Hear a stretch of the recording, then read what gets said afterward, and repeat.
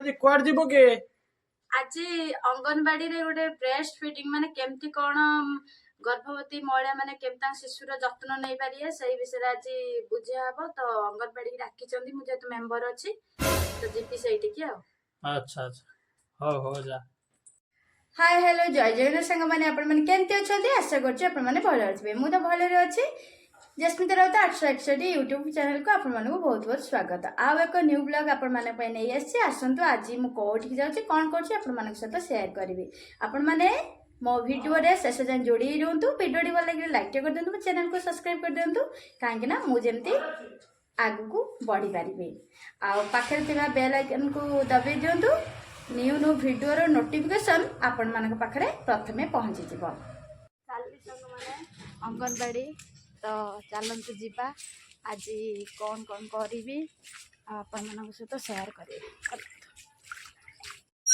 सांग माने अंगनवाड़ी को जीवा पाई एटा हमर रास्ता तो मो चलिली सीधा रास्ता रे आपण मानक मध्य शेयर करूची को बाट दे जाउची सांग माने एटी देखंतु तो फाइनाली एठी गोटे पोखरी पड़िबो जोटे के ई पोखरी हम बाबा राधा माधव को पाई पोखरी रे मध्य पानी जाए तांको पाई जो पंचकरे हमर कार्तिक पूर्णिमा रे जो ठाकुर भोग लगे भोजी हुए से भोजी पानी नहीं बना हम दे आसले स्कूल रु से स्कूल रे रुसई करंती जो मिड डे मील टा रुसई हुए पिला मानन भाई दे किछि को किछि कहमी नै हाँ हाँ अंगनवाड़ी आसी पहुँची गली फाइनल सांग माने आओ ये देखंतु आज आसी गली आम बंधगाँ अंगनवाड़ी रे भितरर क्लासरूम रो दृश्य देखंतु केते सुंदर भाबे कुनी कुनी पिला माने शृंखलित भाबे बसिसंती ब्रेन डेवलपमेंट होबा पाई ड्रेस सारा एठी कैलेंडर सब रही जमीती कि एनिमल्स फ्लावर्स फ्रूट्स वगैरह तो ये पिला माने मध्य आसी पहुँची गले आज जो कार्यक्रम आयोजन होती जहाँकि विश्व स्वास्थ्य स्तन्यपानीय विषय रे हमरा आज बुझा जीवो तो यही मीटिंग पाई समस्त आसी उपस्थित हो गले आज ये दीदी मध्य कविता दीदी बुझाउछन्ती तांकू तो समस्ते प्रसूति स्त्री लोक बा गर्भवती स्त्री लोक तांको शिशु मानक धरी आसी पहुँची गले माँ क्षीर अमृत समान तो ये सब बैनर मध्य धरा गलानी ये आसिक धरिकी समस्ते रही छिड़ा होइचंती स्तन्यपान महापुण्य आउटे माँ क्षीर अमृत समान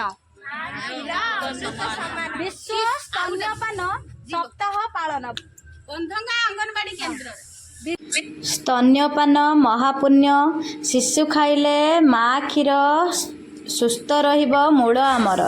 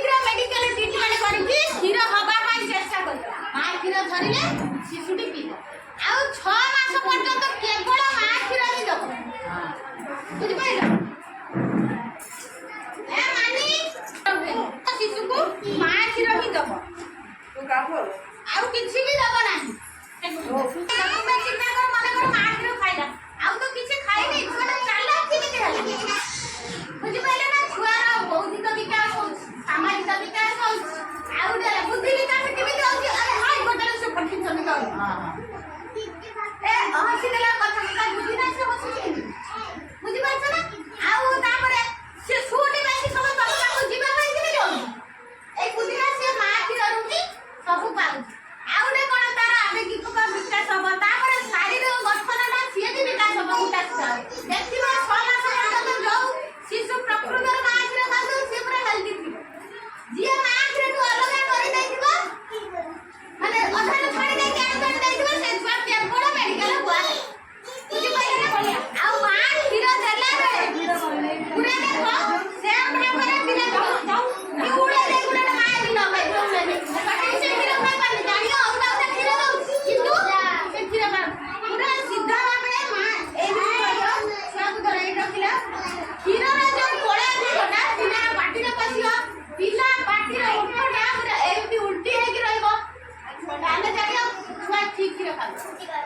ତାପରେ ଆଉ ଗୋଟେ କଥା, ଧର ଗୋଟେ କ୍ଷୀର ଦଉ ଦଉ ଆଉ ଗୋଟେ କ୍ଷୀର ବୁଇଗଲା, ବ୍ୟସ୍ତ ହବନି। ଏଟା ବୁଇଗଲା ଯେ ଆମେ ଏଠି ବୁଇଗଲା ସେଠି ଆଣିକି ଏଠି ଦେଇଦେବା, ସେଭଳିଆ କେବେ ହବନି। ଗୋଟେ କ୍ଷୀର ସେ ସମ୍ପୂର୍ଣ୍ଣ ଖାଇସାରିକି ବାହାରିଗଲା ପରେ ପାଟିରୁ ଆଉ ଗୋଟେ କ୍ଷୀର ଦବ। କାହିଁକି ନା ଗୋଟେ କ୍ଷୀର ଯଦି ତମେ ତରକାରୀ କରିବ ଉପରୁ ଖାଲି ପାଣି ଅଂଶଟା ସେ ପିଇଥିବ, ତାର ଯୋଉ ଭିଟାମିନ ଅଂଶ ତଳକୁ ଥାଏ। ଯେମିତି ଆମେ କ୍ଷୀର ଲେଖା ଆଣିକି ରଖିଦେବା, ପାଣି ଅଂଶ ଉପରକୁ ଚାଲିଯିବ, ଭିଟାମିନ ତଳକୁ ସେଇଭଳିଆ। ଗୋଟେ କ୍ଷୀର ଯଦି ଆମେ ଅଧାରୁ କାଢି ଦେଲା କଣ ଖାଇଦେଲା, ଖାଲି ପାଣି ପିଇଦେଲା, ଆଉ ତା ଭିଟାମିନ ଜିନିଷଟା ଖାଇପାରିଲେ।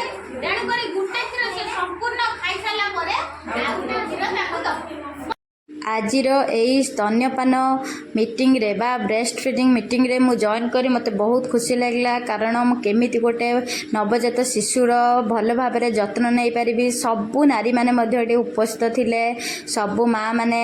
ତ କୁନି କୁନି ପିଲାମାନଙ୍କୁ ଧରି ଫାଇନାଲି ଏଠି ସମୟ ହେଇଗଲା କୁନି କୁନି ପିଲାମାନଙ୍କର ଭୋଜନର ସମୟ। ଏଇଠି ସମସ୍ତେ ଭଲ ଭାବରେ ହାତ ଧୋଇ ପରିଷ୍କାର ହୋଇ ସମସ୍ତେ ଭଲ ଭାବରେ ଭାତ, ଅଣ୍ଡା, ପୁଷ୍ଟି ଜାତୀୟ ଖାଦ୍ୟ ସବୁ ଖାଉଛନ୍ତି। ତାପରେ ଫାଇନାଲି ସାଙ୍ଗମାନେ ଭିଡ଼ିଓଟି ମୁଁ ଏଇଠି ରଖୁଛି, ଆପଣମାନଙ୍କ ସହିତ ନେକ୍ସଟ ଭିଡ଼ିଓରେ ଦେଖାଯିବ।